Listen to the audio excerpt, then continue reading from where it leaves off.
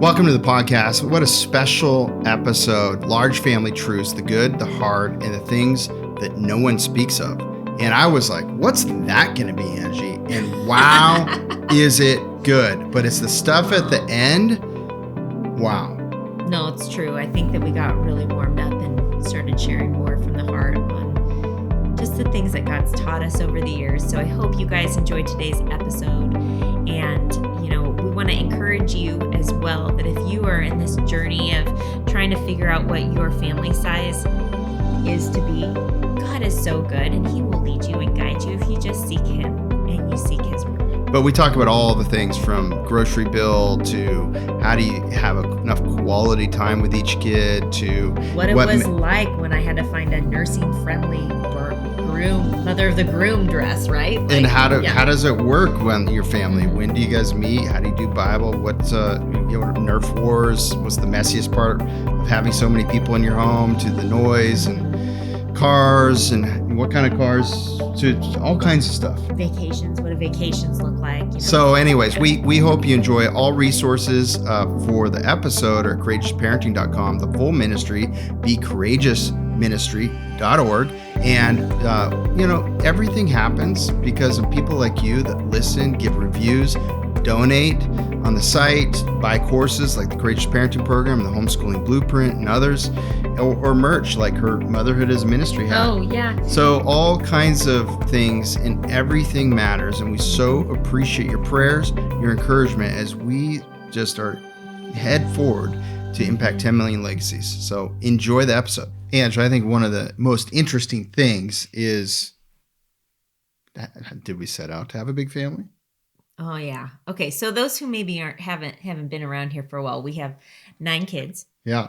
But we've been pregnant 11 times.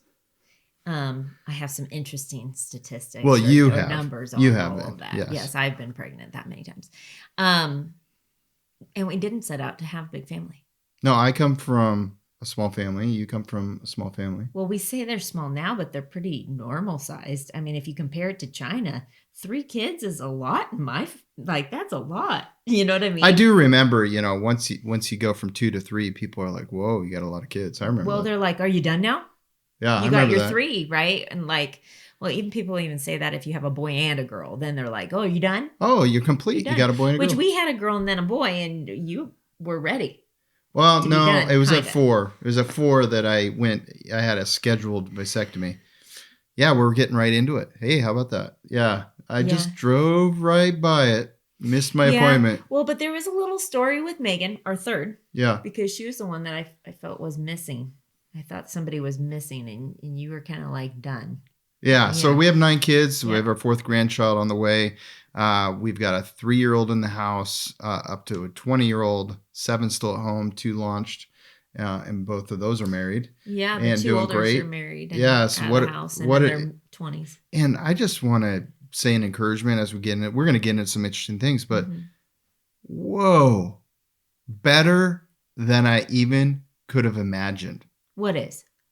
Having so many kids, and now I love it. And now being, I'm not at the end of anything. You're never at the end of anything. Nope. But I'm in the middle, maybe. Maybe I'm in the middle. Yeah, I don't know. I remember when we had Solomon, our 7th, and there was like a 5-year gap between our 6th and our 7th. And I remember thinking, oh, this is the busiest season of my life. Yeah. Because I had I had 2 kids in high school. I had these middles and I had the littles and then I had Solomon, a baby, right? And I remember thinking it's just not going to get busier than this. And then, we went on to have 4 more pregnancies, but then when they're older, that life does not slow down. And then when you want to be a grandparent and you love being a grandparent, you want to spend time with your grandkids. I don't get to spend very much time with my grandkids, not like I would like to, which leaves me in grandma guilt, which we'll talk about that a little later. But I remember when I was young, I was building financially, career-wise. I was building, the family, building the marriage, learning. Yes. And all this. And I had this friend, he wrote a book, good book, and he had 6 kids. And I remember going, wow, that guy's got 6. How does he do that? Because I remember I was pregnant with Drew. I think I was pregnant with our fourth at the time. Yeah, I remember going on a trip when that happened. I remember. Yeah, I don't know. Yeah. I think more maybe we had two actually when I was thinking this, but it's like because when you have your first few children and they're young, it feels like it's the hardest thing because it's all new. For you and I too, because we didn't know what we were doing. I mean, really. But I think everybody. A couple times. I think everybody. You go from 0 to 1. That's a big change, but it's so exciting. Your first child, it's exhilarating. It's amazing. You go from 1 to 2, and that's a big change. That's a big change. For me, the big change was 2 to 3 because I was outnumbered. I only had 2 arms, and I had 3 little kids, and I, but I did fine. I still did fine. I got my groove down. But then when we had the fourth, that was humbling for me because the fourth was the one for me that was like my humbling bandwidth. Oh Lord, I need you every hour. I need you. I remember buckling when we were buckling 2 young kids in, and I remember some selfish moments like it just takes so long just to even get in the car and go somewhere. Okay, fast forward. Can you believe that I even thought that? But what's really funny is I remember this season when I had 5 in car seats at the same time. Yeah, I know. Okay. But we were in a different place then, though. But that literally mentally took me. No, I remember one time I was having a hard day and I timed myself. It was like 22 minutes to get everybody in because then sometimes by the time you get the first one in and buckled, then like by the end of getting the 5th one in, the first one needs to go in and go potty, or there's something. Somebody needs a nurse, or you got a diaper change, or somebody's pinching somebody. Or, oh my goodness! But I remember that selfishness at 2, and then when we had the 4 to follow on your story there, I'm just like from a man's perspective, I'm like, I'm just all in now. I know it's like I already lost my life. No, I'm kidding. But selfishly, you kind of think that way. Yeah. At least I remember I did a little bit. And then it shifts to, I gained everything. Okay. On that note. So there's a shift that happens. There is a shift. I'm gonna share something that's kind of interesting. I love statistics and studies and numbers and stuff. It's kind of like it's just fun. And so I found this like Ohio State University General Social Survey, and it was done, you guys, 57,000 adults from across the United States at 22 points between 1972 and 2012. That's when they did this study. And they determined that for every extra sibling that you have, the statistical rate of divorce goes down by 2%. Hey. That's awesome. Yeah. Like, we're just making it easier for our kids later in life. Yeah, that's cool. It's pretty cool. And the reason why they say that is because of the social skills that they learn, having to share, having to communicate, having to deal with conflict, the interactions, communication, all that kind of stuff is really honed when you're a part of a family. But when there's even more kids in a family, it's honed even more because you're around all different kinds of people. Yeah. Because not everybody's wired the same. Yeah. And you have to be, especially when you're sharing a bedroom, for example, you have to be selfless at times. Yep. Yeah. So, one of the things is, why did you have such a big family? Well, we went one child at a time. We don't come from big families. We, God just worked on our hearts one at a time. And then Scripture became more alive and real, where it talks about children are a heritage of the Lord. Children are like arrows in a quiver. Children are a blessing. There's all these wonderful scriptures out there that really show that children are a blessing, which is opposite of kind of what the world thinks. And in fact, if you read stories in the Old Testament, it's like every time a child was born, it was a blessing, and it brought blessing too. And so I started to shift. God started to shift my mindset and realizing the greatest thing. And also, I'm a person that loves to impact. I don't know what God put in me, but the more people that are impacted by things I'm doing, the better I feel about what I'm doing. And so positively, of course. And so I just, I started to realize, and back then I had influence over a good number of people in the work world. And I came to realize that my influence can be far greater in my own family, even though it's smaller numbers, but it's only smaller temporarily. So good. When you start to have a multi-generational vision of legacy of faith, then you understand that I'm not just parenting the number of kids I have. That's going to be 10x someday. That's going to be like, or way more than that, actually. Well, even we talk about this in depth with like specific numbers in the Courageous Parenting program. which you can find out about that at becourageousministry.org. But you guys, like, if you have 3 kids and then let's say that they all get married and they all have 3 kids, how many kids are you actually parenting? 6 generations later, it's way over 300. It's incredible. And then it rapidly grows after that. So for us, having 9, wow, thousands and like, thousands of people, thousands and thousands of people that we multi-generational, Lord willing, yes. Right? That they're believers that are intentional believers for the gospel. Yep. And what happens when that many people are spreading the gospel because you did a diligent job discipling them, a diligent job in your marriage, a diligent job actually creating relationships with them, having open communication, and equipping them for unprecedented times so they can stand firm in the faith. And then they do that with their kids. But one thing that is true is we don't believe everybody's family needs to look the same. God has every family on their own journey. But as far as we go, we made a decision. We never stop having kids because of, I'm going to say a hard phrase, selfish reasons. I mean, that's a hard thing. That's a hard pill to swallow. Like when you say that out loud, and, you know, a lot of people, when they hear that, they might think, oh, is she judging other people if they stop having kids, even if it's for a reason that she thinks is selfish, right? And I just want to say, not at all. Like, that's our thing. That is what we... That's just a personal conviction that God gave us. And he didn't give us that right away. Right. It actually took... It was after we had our 4th child, I actually really, really wanted to be done, transparently speaking. Yeah. And if you guys want to hear more of that testimony, we actually have another podcast episode that's like 5 reasons why women don't want to have any more kids. I highly recommend you go listen to it because that's not what this podcast is about. We're not talking about like, you know, all the reasons. But I remember being really humbled and I struggled. I had a kiddo that was colicky and being up in the middle of the night and also needing to take care of kids during the day. And it was an physically exhausting season for me. It wasn't a cakewalk. And every mom has a totally different journey, right? Like I've talked to some moms where it was number 6 or 7 that was a challenge for them. Some it's going from 1 to 2.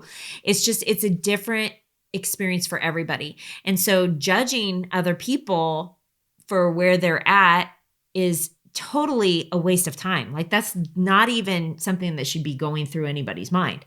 But I do think there's something that's really sanctifying in a good way when you start reflecting on why it is you don't want to have more kids. Because honestly, for me, I dealt with conviction personally about the reasons why I would want to stop. And you want your body back. That was one. I mean, that was one. I also puked a lot. I had HG. So it was a sacrifice for me and for our marriage and for our family when I was really sick, because if I'm puking 10 times a day, 14 times a day, I don't really feel like going to the zoo or, you know, taking the kids out. And I know guys want their wife's body back. Yeah. Intimacy. That's right. And when you're puking and you feel sick, you don't really feel like being intimate. So there's sacrifices. Thing. There's sacrifices. There is. But I do think, like, on that note, I think that you were super good at walking with me with understanding and caring about me and loving me. It was like you knew what I was going through and you were just caring and loving. And that drew us closer. And so I think that, you know, like I said, everybody's on a totally different journey. And it has definitely been a journey that God has built our family to where it is today. And I love it. I absolutely love it. But you know what? There are some things that people don't really talk about. Oh, what are they, Ange? Well, when it comes to large families. I was excited. I saw that in the title. I'm like, what are the things nobody talks about? Oh, yeah. So we were talking about, okay, what should we talk about? And Isaac goes, what about large family truths? And I'm like, oh, the good, the bad, and the things nobody speaks of. And I mean, I don't know if nobody speaks of them, but I don't really spend a lot of time on social media, like scrolling and stuff. So I don't know. Maybe people talk about them. But I know that I myself, as I am an older mom now. I'm a grandma. And I'm going to get older every year. You know, I look forward to that. It's true. Yeah, we all do. But I look forward to it. But this is the thing, is that, like, being older, I see that I have gotten pretty good at preaching truth to myself. and trying to keep my mind in the half glass full area rather than the half glass empty. But there are days when I'm half glass empty, when I'm kind of I mean, my great grandma would call it negative Nancy. I hope nobody named Nancy's listening right now, but you know what I mean? Like, sometimes I'm like, oh, okay, life is not easy. Why do I always pick the hard road? I remember when we first started homeschooling thinking, why do I have to pick the hard road? Like, is hard bad? No, it's not bad. It's just, it's harder, right? And, we want to choose to do hard things. And if we want our kids to, we have to do it too. I say we want to choose best things. That's our goal. It's not to choose hard things. Yeah, the goal is to choose best things, and the best things are usually harder. That's true. That's way better. I like that. That was a good way to say it. But, I think that one of the things that I've realized as I've gotten older is that there were a lot of, when you do know moms that have many kids, and there's not really like that many that I've known actually. When we lived back in Damascus, Oregon, I felt like there was a brief period of time where I met quite a few people who had larger homeschooling families, like a 1 to 2 year period. And that really blessed me a lot. But one of the things that I noticed is that nobody talked about the hard things. Like, I felt completely ill-equipped. For example, when I was 6 weeks postpartum, or even just leading up to having Xander, our 9th baby. And my second oldest is courting his now wife, and he's calling us for advice and saying, I'm going to buy a wedding ring. And he's like, and I'm literally like, I'm going to have this baby tomorrow. And like, no one talks about that. No one had like wisdom for Angie. Oh, we've all been there. Like, there was even the moms that had like 10 and 11, they never really experienced that. They didn't experience he was 6 weeks old, and we piled everybody in the RV to go down to their engagement. That was really hard. Like, I was regulating milk. Like, it was a hard thing. And then, this is another thing nobody talks about.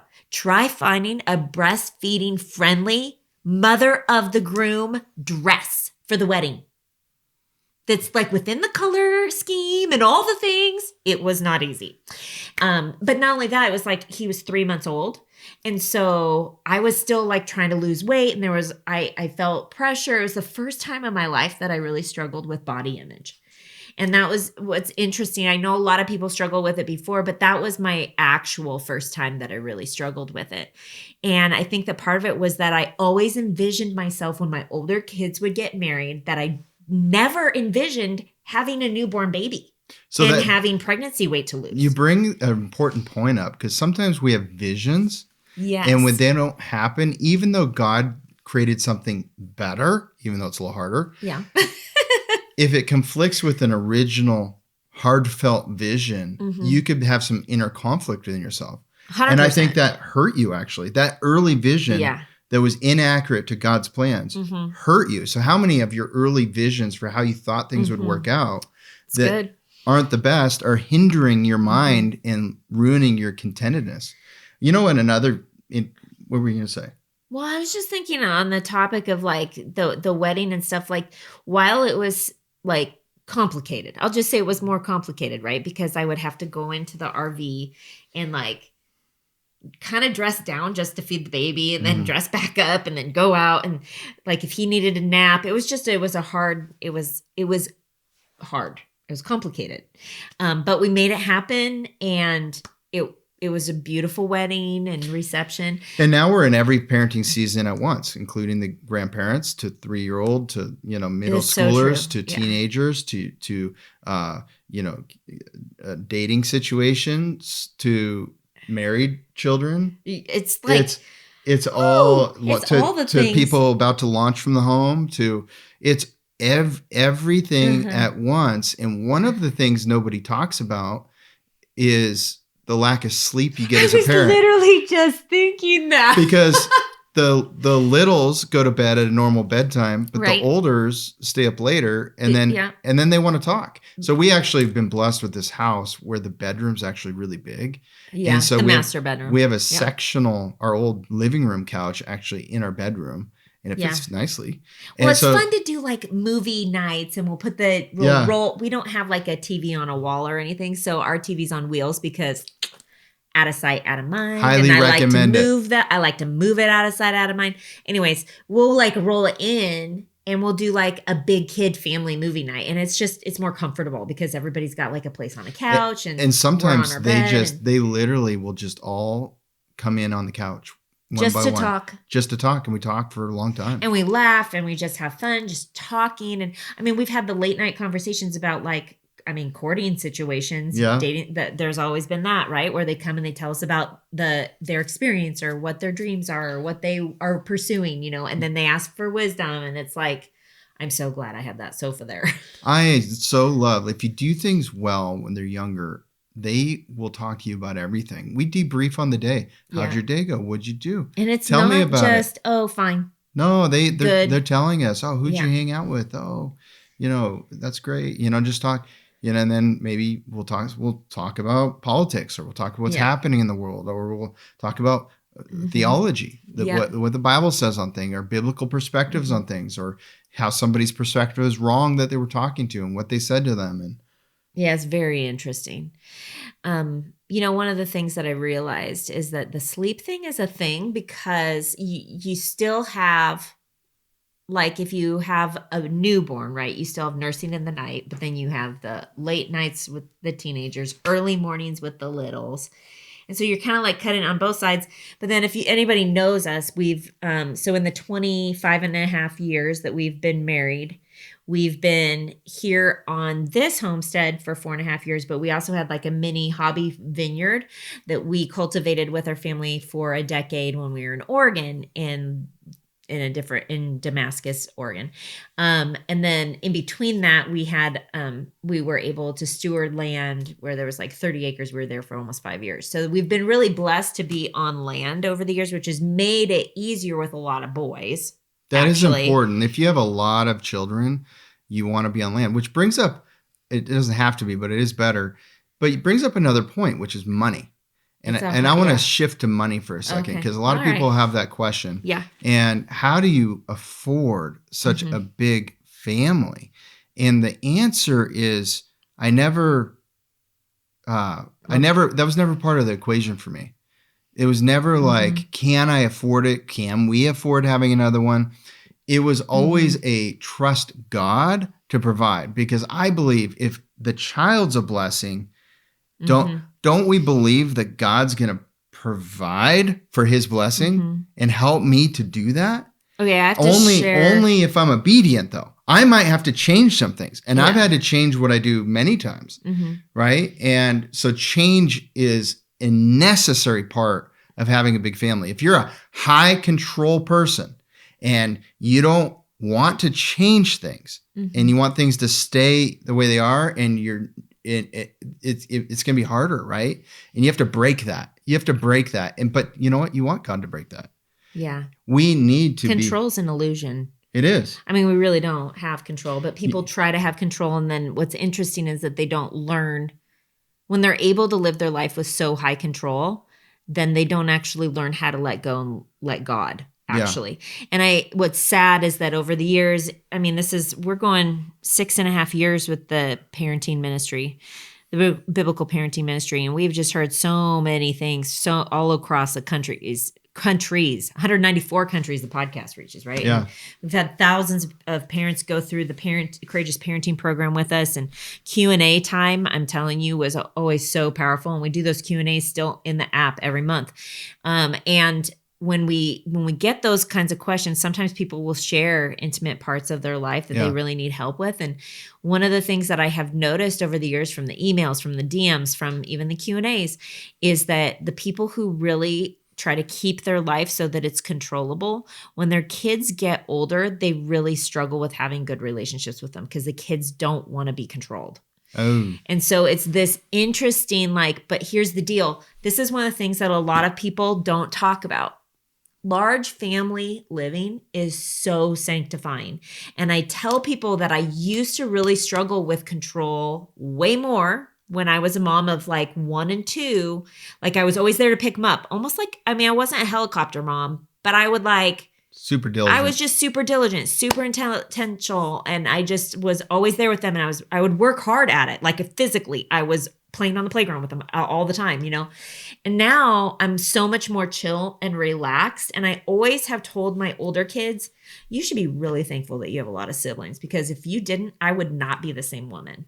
I would be way more all up in your business, and you'd be like, Mom, let me live my life. I'm 20. You know what I mean? Because it's your personality naturally. Naturally, that type A firstborn birth order personality.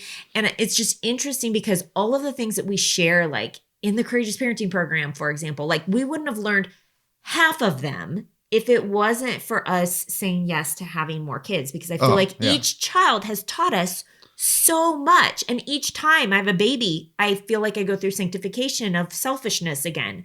And I go through, like, there are different things that I learn about myself. And so it's just like when you think, oh, wow, God has really drained me of selfishness. Then you have another one. You're like, oh, nope, there, it's still there. Yep, I'm human. But it's a good boot camp, actually. It is. So let's talk about food for a second. How in the world do you cook 3 meals a day for such a large family? And then how do we afford that, or how much is the bill? So, there are seasons. I'm going to say seasons, because I would say when the majority of the kids were littler and I didn't have older helpers, I did all of it. Mm-hmm. Now that we have olders that also live at home, like our third oldest is 20 and our fourth oldest is almost 19. And they both live at home. He's 18, so he's going to be graduating, and they're incredibly, like, they've been helpful in the last 4 years since they were in high school, right? Like they work, they are home, but they also love their siblings. And so if on Mondays, for example, when we come out here to shoot the podcast, normally we do this on Monday. And usually by the time we get shooting, it's actually around lunchtime. And like the kids they're just so trustworthy, and I've been able to train them in how to cook, and they take care of the kids during that time. And which I want to say something about that too. Like when you have more kids, if you need help with your little kids getting watched, they can divide that time up, and it's literally like, oh, you get 45 minutes, I get 45 minutes, and I'll get half an hour. When we ask them to watch the kids, they're like, never an issue. And they're always like, oh, no problem. Go do what you need to do. Yeah. Because it's only an hour of their day. Because there's or 4 of them half an hour. There's 4 of them that can take turns. Yep. It totally depends on what we're doing, obviously. Like for a date night, then it might be an hour each for the older 4 kids. Right. Right? It's and the other thing for is 4 hours. They actually love spending time with their younger siblings. Yeah. So the 18-year-old loves hanging out with the 3-year-old, because we're doing everything we teach you, we're doing, and we've already lived it. Right? Or we're still trying to. And we're imperfect, but there's a lot of really amazing things happening, actually. And I'm not bragging. I'm just like, wow, look what God is doing. It's not so much us, but he has given us certain things to do that are different than the normal Christian patterns, if you will. And part of it is because there's so many people in our house, we have to think creatively. And that's the other thing I like, too. It's like you have to think in team dynamics, too. But what a beautiful thing to do. Yeah. It's like we have team meetings every day. It's called breakfast. Team meetings every day. It is true. We call it Team Tolpin. I mean, Team Tolpin was out in the garden with me today. I have a 1,000 square foot garden that the boys built my garden boxes for Mother's Day 3 years ago. And then they built my fence the year after, or that year they did. And then the gate the year after. And they were out with me, helping me weed today. And I was planting some of my tomatoes. And it was but what was cool about it is that I was like, okay, I'm going out to weed. And everybody just like, I didn't actually have to ask. Xander was like, do I get to plant plants? He's been begging me every single day. And then everybody else just got their stuff. Now, I mean, that doesn't mean everybody had a great attitude the whole time. I had to do a little pep talk with the 6-year-old a couple times. But the point is like, it was awesome fun. We love being out there. Sometimes I put music on we just work really hard. I think everybody listening is like, how in the world did that happen? You must have special kids. And I would say, well, we do believe they're special. Just like you believe your kids are special and you love them. But they're not special compared to yours. No. They're all special in God's eyes, and they're all humans. No. But the difference, what we've done is we purposely worked at creating a family culture. And we're not going to talk about that right now, but that is the very first episode we ever did. We're on 350 right now. Congratulations. That's rad. You guys, 350 today. This episode is episode 350. Hey guys, I want to share with you about a program we've been loving at the Tolpin household. Studies by University of Arkansas, Ohio State, and American Psychological Association, and more show that preteens who participate in art show increased brain activity in areas responsible for focus, planning, and critical thinking. That's why we're partnering with Creating a Masterpiece. They offer award-winning online art programs for ages 4 to 104. Get on-demand access to drawing programs, art lessons, art history, watercolors, charcoal, sketches, and so much more. And all at one low rate for your entire household. Just a lesson or two a week can nourish your child's brain in a really powerful way. So visit creatingamasterpiece.com to sign up today. That's creatingamasterpiece.com because anyone can create a masterpiece. Voetberg Music Academy wants to reward your children with cash and badges for practicing their instrument during summer months. Join Voetberg Music Academy in the month of May, and in addition to the weekly lessons, monthly live workshops, and showcases, your children can participate in the 6 Songs of Summer Challenge.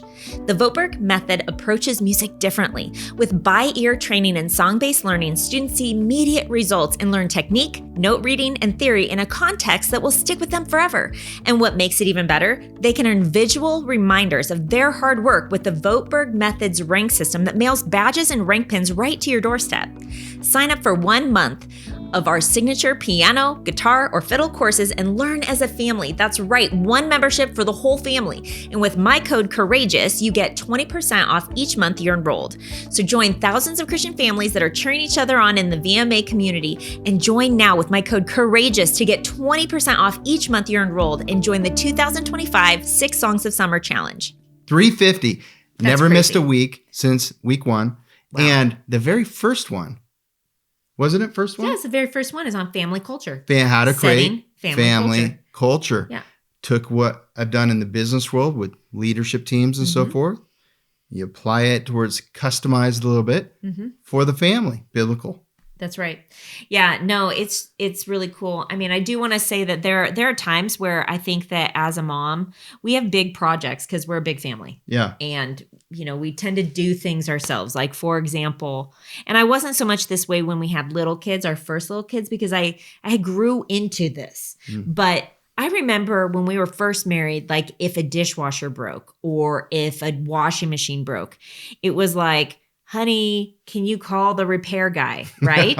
And you would call the repair guy and he would come over. Well, by the time our oldest was like 6, he would be sitting there crisscross applesauce staring while the guy took the dishwasher apart and just watching. And then the next time it broke, he'd be like, can I try to fix it? And I was like, I wonder, he's 8 years old. Would he know how to do it? And then he literally did it. He literally fixed the issue because he remembered what was done. It's so funny to me. And that just happened again this time. Like the dryer heating element went out, right?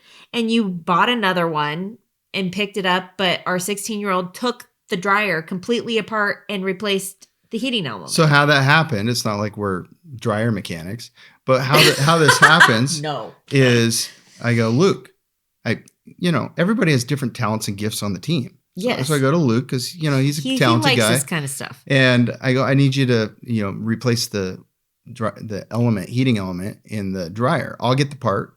And he goes, well, how do I do it? I go, I don't know. Let's find a video. And so we look up a video and we watch it together. And then, okay, good. And then I give him the part and then he does it. That's right. It took 2 days. So but I share that with you because that wasn't even like a thought when we had younger kids, because that wasn't like skills that you grew up knowing. No. And I think that that's important for people to hear because you could have used that as an excuse to always just hire a repairman for everything that broke, right? But instead, you try to figure it out now. We try and fix everything now. But that's because you also, what's the reason though? It's because you have boys and you want them to be as equipped as possible to be somewhat independent, self-sufficient, resilient in that way. And it's good education, and life is education, and we're a homeschool family. I think in these times, we're kinda nerdy like that. it's not as important that they know how to do everything. It's important they believe they can figure out how to do anything and use the tools of the day, which is experts on 5-minute videos on YouTube that'll teach you how to do it. Yeah. So it's like resourcefulness is the answer, and working that muscle together, resourcefulness in a big family. There's a lot of resourcefulness happening because there's a lot of wear and tear on everything we use because so many people are using it. I will say, I just have to put this out there, that we're not perfect at this, though. There are many things that sit around not working for a little while because we have other things that we're tending to, right? Like I think about the car out in the driveway, that's like, and I bring that up. Sometimes it's a money just because priority I don't want you guys to like look at us and be like, oh man, they do it all. Because that wouldn't be like truthfully representative of everything all at once, right? Like there's seasons where it's easier for you to take the time to sit with him. Yeah. Now I will say, dryer is like one of the top most important systems, tools. It's my maid. I absolutely need her. It's like she has to work because I do 21 loads of laundry a week. It's just like if the water stopped working. That's the dryer not working. Yeah, you can't. Nope. Washing machine and dryer. How many loads? Okay, so people are curious. Let's go to that. How many loads of laundry do you do in a week? Well, it's kind of changed because I don't do all of them. So once they turn double digits, that's kind of my like fun. Hey, you're double digits. You get to do your own laundry. So 4 of our olders that are at home do their own laundry. So that's awesome. And they're pretty good at it. They're really good at it. So they do a lot. But I do still like help them with washing their sheets just because I like. So how many loads do you do a week? I do probably around 12. Okay. But it depends on if it's a week where I'm like, if kids are sick, then I'm washing blankets and sheets and extra towels. So I want to talk about dishes now. So the interesting thing about dishes is that we have 3 dish crews because we have enough older people to have 2 on each meal. Well, there's 1 on 1 meal. And then, there we go. Yeah. So it changed a little bit, but we have people covering all the dishes. Doesn't mean we don't do dishes. I mean, mostly. No, I do dishes. Mostly, I don't do dishes, honestly. But I help a little, like a smidgen. Like if there was once a year, like a piece of dust on the ground, that would be my smidgen.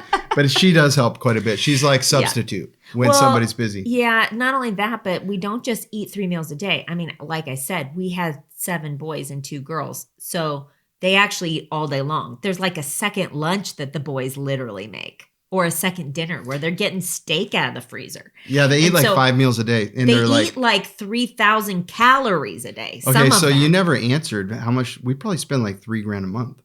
I think, okay, so on that note, it's a little bit different from month to month, but it would average out to that because I do like bulk shopping through Azure Standard and Costco and US Chef Services. Thrifty. And I do that like once every 3 to 6 months with those different locations. And then I like having a bulk supply of things because I don't like grocery shopping very often. And I'm just super on purpose and I just go, go, go, go. I have grocery stores memorized. I'm just like boom, boom, boom, boom, boom. But then I have to do my weekly regular shop, which is always an overflowing cart. So I think this is a good spot just to let you know that part of how we keep everything going is donations. Oh, TeaCourageousMinistry.org. Oh, you're so funny. That's so funny. Okay, so let's talk about something else. Earlier you mentioned a Bible verse that is really powerful and it's important. It's behold, children are a heritage from the Lord. The fruit of the womb is a reward. Yeah. Like arrows in the hand of a mighty warrior, so are their. Well, it's not mighty. It just says like arrows in the hand of a warrior. Sorry, I had like my children's little devotional. It's called God's Mighty Warrior in my head for a second there. So are the children of one's youth. Happy is the man who has his quiver full of them. They shall not be ashamed, but shall speak with their enemies in the gate. We have read this so many times. I'm sure people have heard it a bazillion times, but you know what is really powerful? People don't really talk about the first 2 verses. That's actually verses 3, 4, and 5 of Psalm 127. Do you want to know what it says in verse 1 and 2? I can't wait. It's like mic drop moment. Okay. Okay, you ready? It says, unless the Lord builds the house, they labor in vain who build it. Ooh. Unless the Lord guards the city, the watchman stays awake in vain. Mm. It is vain for you to rise up early, to sit up late, to eat the bread of sorrows, for so he gives his beloved sleep. And then it says, behold, children are a heritage of the Lord, from the Lord. The fruit of the womb is a reward. Like arrows in the hand of a warrior, so are the children of one's youth. And he just goes on. So why do you think it said that contrast there? This is the thing, is that people can have the perspective that children are a heritage, but if they don't keep God the center of their home, and unless they let him build it, and they're doing it in submission to him and keeping him the center, they're doing it all in vain. They're not necessarily going to raise fruit.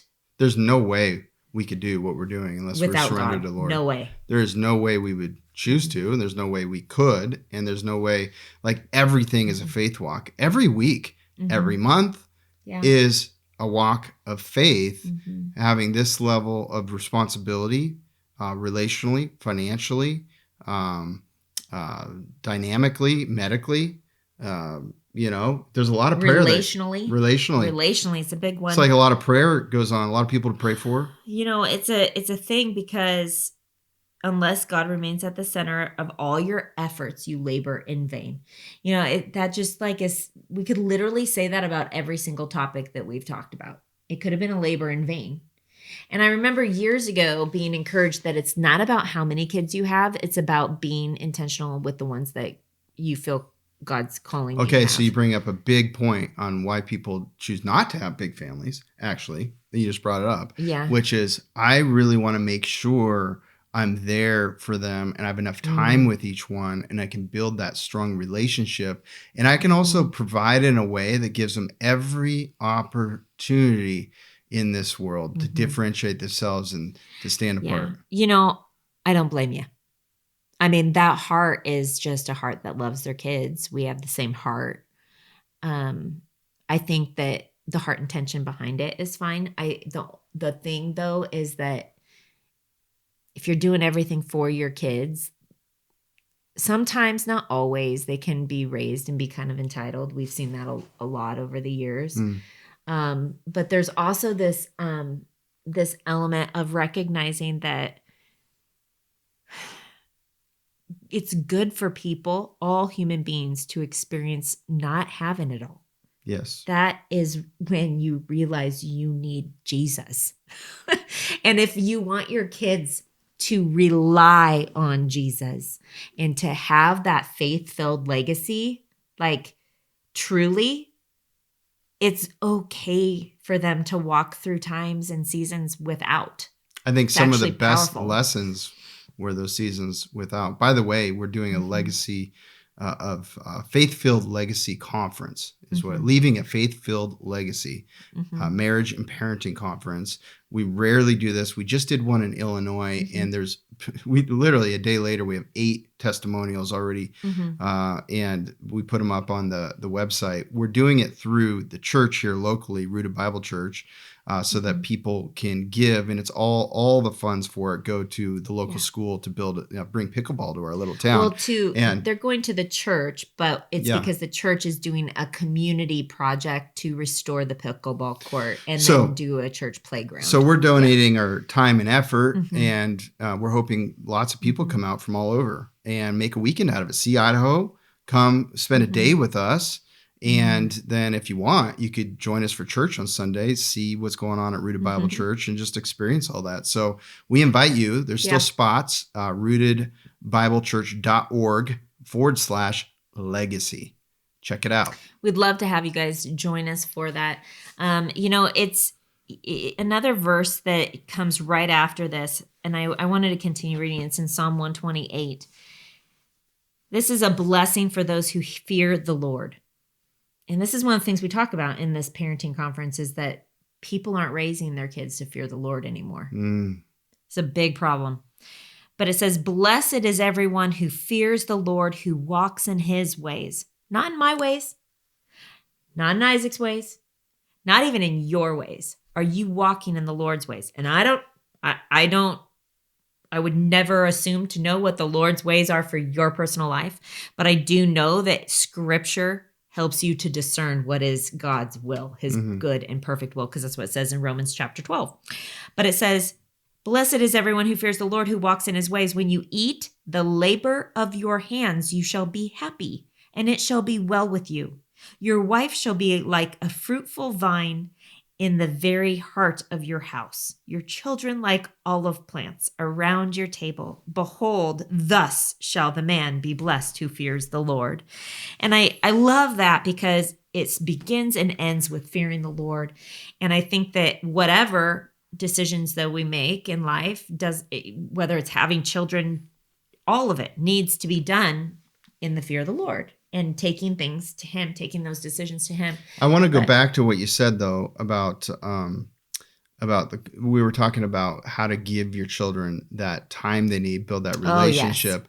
And I would say from a large family perspective, there is some truth that it's harder to spread yourself out and get to each person. But I would say, even though that's true, there's a flip that happens because it forces you out of more of that natural selfishness that human beings have.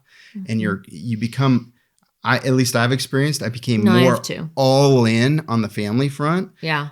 Because there's more there. And if you It's required. It's required. So then I tend to extend myself to more people more effectively. And then there's also some team dynamics that they benefit from in the relationships with each other in all ages. That's refining. Yeah. And it's just really cool and fun. So the positives outweigh any of those negatives, in my opinion, about how do you have enough time for each person. It definitely works out. And your love just continues expanding as you have more children. It's amazing. You know, it's also interesting. I was thinking about the whole quality time thing and how when you have more siblings, like siblings are such a gift to give your kids. Yes. Siblings. I think it's the best gift you can give your kids is to give them siblings. As long as you don't let the age segregation in society turn them against each other. That's true. That's true. That's good. That's another thing we talk about in the conference, actually. Yeah. Ageism is a big problem. But I think that when you have more, I mean, I don't know, maybe it's a blanket statement to say more kids. What I've witnessed is that usually when people have more children, they tend to do more things that are team family oriented, right? Because honestly, it just gets harder. It's like, okay, we have 2 drivers. We're not going to do 6 sports. You're all going to do the same sport. Or, you know what I mean? That's truthfully. But now they're playing with each other. And exactly. And one's not alienating everybody else because everybody's going to the older ones' games and all over the place. Yeah.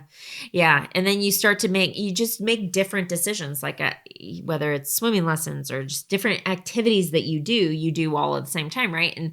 And what's interesting about that, though, is that if you are off with one individually, the other kid that you have, if you were to have 2, he would be alone. But when you have siblings, they're not alone. They have someone there to play with. They have many usually that are there to play with them, take care of them, all the things. And so it's really a beautiful dynamic when you see your kids and they're in relationship and they're just doing life. Every day I ask at least somebody, how was your day? And I always get, it was great. And sometimes I'm like, was it really what makes it great? Yeah. Oh, I did school and I played with Eli. Yeah. And we went on the swings and I helped mom in the garden. And then I was digging. And I painted a rock. I mean, it's just kind of interesting. They just always seem pretty happy. Yeah, they are actually really happy. And there's such a joy.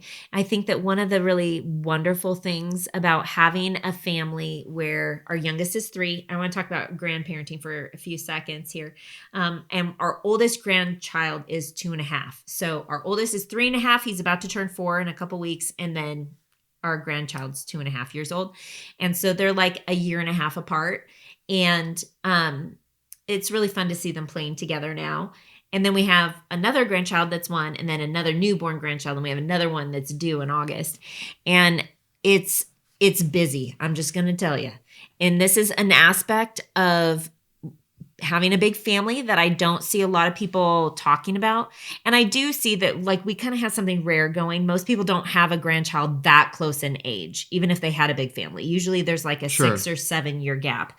And for us, there was not. There was a year and a half. I was still nursing Xander when Quincy was born. And so that was like a thing when I had to go to get to the birth. It was like, okay, I pumped. The milk is in the, and it was just a really, like, not very many grandmas run to their first grandchild's birth, but they are making sure that the baby at home has the milk in the fridge. Like, that's just a thing that people don't talk about. And I don't think it happens that often, but it does sometimes. It has happened to me. And if I'm honest, which this is what this whole podcast is about, it is hard at times because I have these ideas and expectations for myself about how the old vision about, well, I still have this vision. It's something that I'm praying about and working through. But I want to have a hat that says grandmotherhood is my ministry. And I'll wear that one to go babysit. Or it's not babysitting. I'll go take care of the kids and have fun with them. I don't like the word babysit because it makes it sound like it's not personal, like you don't want to. Anyways. I don't know. Anyways, but my whole point is it's hard when I can't go and be with the grandkids. I struggle with grandma guilt, and then when I go and I'm with the grandkids, if I'm leaving my littles behind, then I have like the mama guilt. And so I've been really having to learn and navigate how to preach to myself that this is okay and it's good for my kids. It's like remembering that Xander's our 9th and he is the baby in the family, and I want him to be a strong leader someday. I don't want him to be a mama's boy. It's okay for him to be without mom and to see me being purposeful as a grandma, and realizing it's the same kind of concept as when you go out on a date with your husband. You remember when we had little kids, I used to feel so bad about leading them to go on a date with you. And then an older woman, I don't remember who it was, but someone told me, but you need a model for them what it looks like to go and love being with your husband. That will change your legacy. And I literally was like, oh yeah. Like, why am I even being guilty? This is a lesson for them. This is an opportunity for them to be like, it's kind of like when you kiss me or you dance with me or something, and the kids, they get all like giggly, and then they run over and they give you a hug and they get kind of, ew, that's weird, and they make all the funny comments and stuff. Like, it's good and a security thing. It just encourages your children to feel more secure in their family and in your marriage if they watch you leaving and going and having time together. And some of you who really struggle with the mom guilt need to hear that. And for me, because I struggle with the grandma guilt sometimes, I need to preach that to myself. So a question is, how do you fly everybody places to go on vacations? And how do you afford that? We've gotten that one. And logistically, how do you do that? And then how do you get places to stay that are big enough without breaking the bank? And the answer is we don't do those things, but we do vacation. So the answer is then, or the question is, how do you do that? Well, 15 years ago, we bought a Class A RV. Now, back then, it was the height of my, so far, the history of making income. And so it was no big deal at that time to do that. And it has been instrumental. And because we can now go anywhere whenever we want, and we've done all kinds of things. It's helped us to save a lot of money over the years, because for us, once you get to have more than 4 in a hotel room, for example, then you reach like fire code between 4 and 6, depending on if it's 1 bedroom or 2 bedroom or whatever, right? And so once we had our 4th child, we were at 6 in a hotel room. I remember even going to the beach and having to get 2 hotel rooms once we had our 5th child. Yeah. So imagine having 9, right? It's like, okay, going anywhere, you for sure need, and then you have boys and girls of different ages. So then you're like, okay, you get a hotel room for the girls, and then mom and dad have to be split up because mom needs to be with the girls if they're underage. And it's just this whole like thing that we just didn't want to bother with. It was better for our family to just all be together in the RV. And it's been amazing. Now, what kind of car do you drive? You know what? For the first time in a really long time, we were able to fit into a small vehicle. That is called a GMC Yukon Extended. An XL. Because that's the smallest car we've had in a really long time. That's an 8-seater. Yeah. And there, for a decade or more, we have not been able to fit in an 8-seater, which is most of the largest vehicles that are normal vehicles. So for a long time, we still have one. We've been using Mercedes Sprinter vans. You're like, whoa, how do you afford that? You know what? The one I have right now, I paid 13 grand for Facebook Marketplace. Thank you, Austin, for helping us find that on an RV trip. Yeah, that was a good find.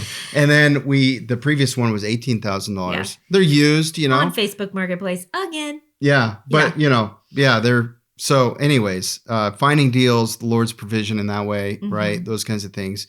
And I bought a $6,000 excursion at one time, and then we put about $2,000 in to make it, look cool. And we drove it till it died.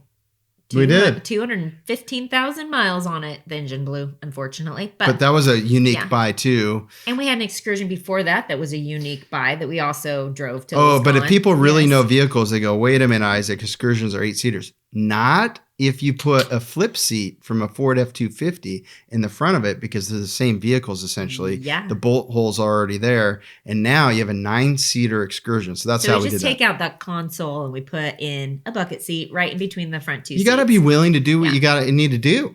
That's right. Everybody's got a seatbelt, good to go. But now we're in a small vehicle, the Yukon. Well, but we also still have that Sprinter van, although we might be selling it. We'll see. We have enough older drivers now, and they have their vehicles. So that's a lot of stuff. What's the messiest part of the house, Ange? Oh, for sure, 100%, the shoes. The shoes and the dirt that the shoes bring in. Yeah, especially on land. Of course, we've pretty much always lived on land. I was trying to think of I think that there was so aside from the very first house that we lived in, right? So we built our first house. Well, it was a spec house, and we moved in and we didn't really have a lot of neighbors. And then the houses started being built around us, and then we moved, right?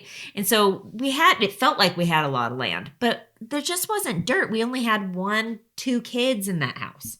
And then we moved shortly after into the Damascus house. And that was the first experience with a lot of shoes, talking boots, sandals, shoes for every kid. It was a 3-acre property, yeah. And dirt. And then we had Moses, the black lab, for a decade. So it was dirty. And I will tell you, now with 9 kids living on land, the dirt is still a thing. And so are the shoes. If anybody listening has a perfect solution to big family shoe problems, please contact me. Just think about this. Wherever people put their shoes, if everybody in our family had 2 pairs sitting in that spot, how many pairs is that? That's 18 pairs of shoes, pairs of shoes.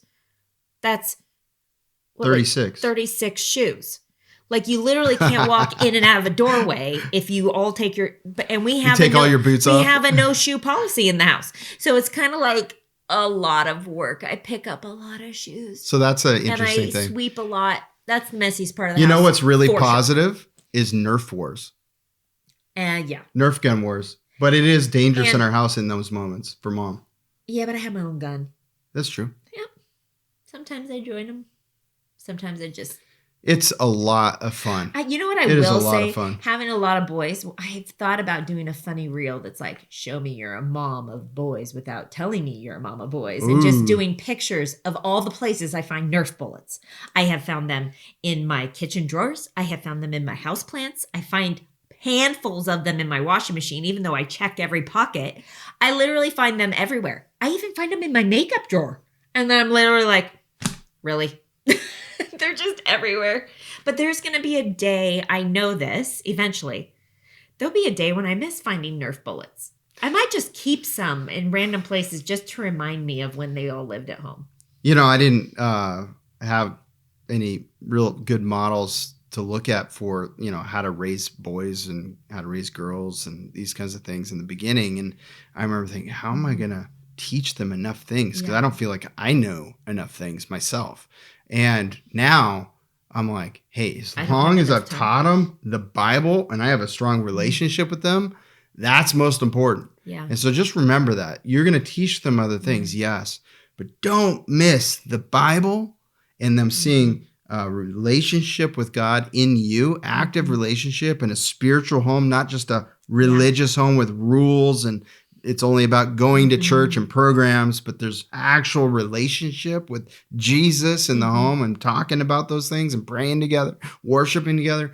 Those things, no matter how many kids you are, those things are what matter. But you know what? Singing worship together with more voices is a win. It is a win. Well, you know, it's interesting. Somebody just recently, I had this conversation at church, women's Bible study. Someone said something about, we were talking about how long we'd nursed babies and stuff like that. And I had thought that I had added it all up. But before we did this little podcast, You probably episode, did like 12 years or something, right? No. No, Okay, 15 years? Was it no, 16 years? No. Was it 17? Stop. Would you stop? Okay, I'm going to tell you. So 14.16 years of breastfeeding. Whoa. And 7.51 years of pregnancy. What's the 21 years? The 21.5 years is adding those together. That's either pregnancy or breastfeeding. So people listening are like, 21.5 years. How could you do that? Why would you do that? Why would you do that? I mean, I legitimately, so you have to understand, like everybody has their own different convictions about things. And I have a very deep conviction about immunities being passed on to my kids through breast milk and the bond that comes from breastfeeding. And it's just a really special time. And I was told by an older mom when I had my first that it goes by so fast, but it's a special thing that you can do to have that deep relationship. And it forces the busy mom to sit on her bum and look at her baby in the eyes. Oh. And I remember that. And I tend to be the type that just goes. And I don't cherish. I won't just like sit and just cuddle.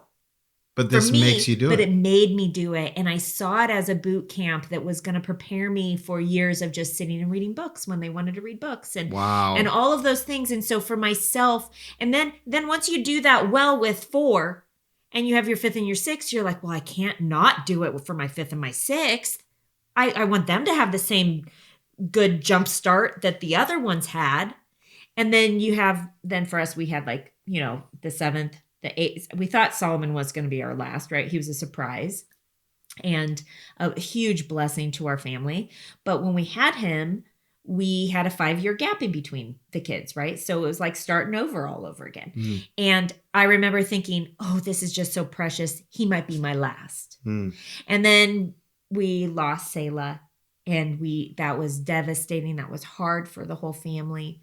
But when God blessed us with Eli, there was a different kind of like energy inside of me towards like really wanting to cherish that time. There was a different focus for really cherishing that time because of the loss that I had experienced before, right?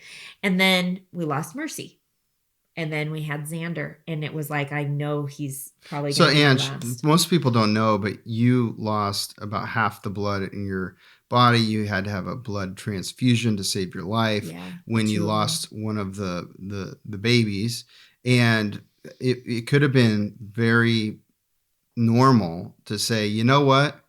That's it. I almost lost my life. I need to stay here for the rest of the kids. Yeah. And there could have been a lot of fear to have more kids. There was. And everybody in the world would have said, that's totally cool to stop having kids. Oh, totally. I mean, and some people might have said, you better stop. That's the only smart decision. Well, people did say that. And yet we have how many more kids since then? Well, after we lost Selah, we had 3 more pregnancies, 2 more children. So how did you... Here, earth side, and 1 is in heaven. What propelled you forward after that very tragic situation? I mean, it was tragic, and I wasn't there right away, as you remember. Yeah. And you and I had some really deep, serious conversations because I was even scared of intimacy. Mm-hmm. And I was scared of all the things. I was scared of... I take that back. I wasn't scared of all the things because you know what? I wasn't scared of dying. Right. I knew where I was going, and I wasn't scared of that. I was excited to meet my Savior, but not in a foolish kind of sense. What I was scared for was what would happen to my children.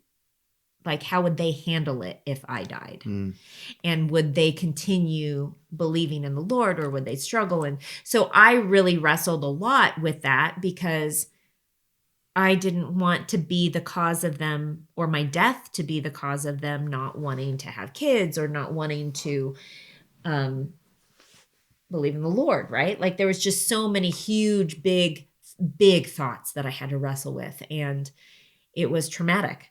for everybody in the family, and for some people more than others. And so it was not a light decision to get pregnant with Eli or to be open to the Lord blessing my womb again. It took prayer, fasting. I had other people praying for me, and it took me 9 months to be okay with the thought of trying again.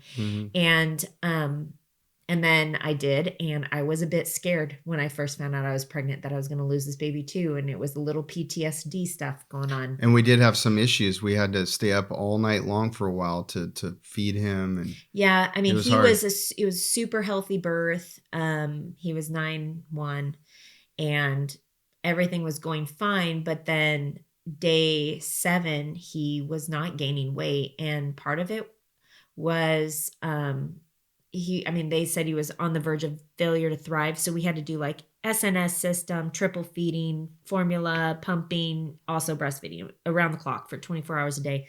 And it took us 3 months to get exclusively breastfeeding again.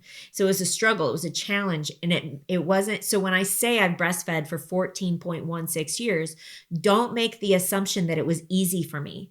There were many years of battling mastitis almost every week, actually, with the 4th and the 5th. And that pushed me to meet my naturopathic doctor and learn about how to nutritionally and herbally and with oils and all the things, how to heal mastitis naturally, and how to try to avoid it, and how to detox my body in between. And honestly, I think that a lot of times we don't learn those kinds of things until we're in a situation where we need help. And it pushed me, because I became allergic to all of the Cillin drugs that they used on me for mastitis with my second. And so that opened my eyes to, wow, we have other options. And see, this is why I'm saying, you guys, that every kid and every birth and every pregnancy has contributed to who I am today. The lessons that were learned, because every journey was different. Do you regret having so many kids? No, not at all. Do you?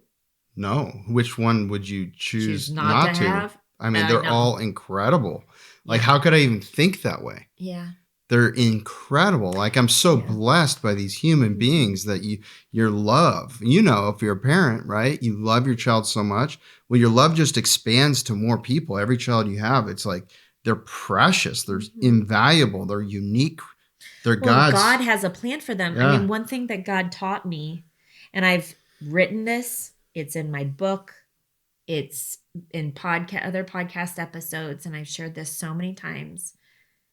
But what really hit me, and this is a selfishness test, is that I inherently believe that a little bit of suffering, just a little bit, because pregnancies are not easy for me, a little bit of suffering or sacrifice, is it worth another child's, not just their life? Is it worth their life, their legacy, and their eternity? Is 9 months worth it? Is 18 years of raising a kid worth another person's life, legacy? We're talking hundreds of people, 7, 8 generations later, and the impact that they could have for Christ, because you're raising them on purpose for the Lord, and then their eternity. Like, that, super humbling to me, and makes me like, that was really what got me.